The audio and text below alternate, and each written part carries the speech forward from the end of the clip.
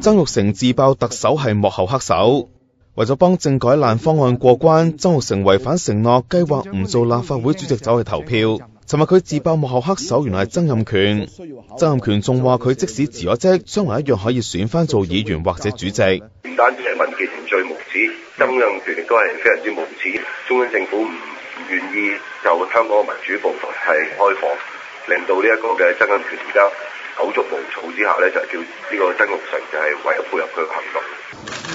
曾鈺成尋日就同10名泛民議員會面解話，雙方雖然有講有笑，但冇實質成果。佢可以就一啲議題，佢認為係重要或者唔重要，佢就話我辭職或者唔辭職，我投票或者唔投票啊。咁呢個球證點做呢？呢個係第一個問題，同埋第二個問題就係上去嗰個人，佢話咗投票嘅話，咁呢個立法會以往做主席唔投票嘅傳統就會破壞啦。咁點搞呢？呢個問題為咗啲咩規矩咧？我係不可能承諾，即係向佢哋承諾，話我即係收翻我嘅講法。議員何秀蘭提出休會辯論今次嘅事件，但已經被曾鈺成否決。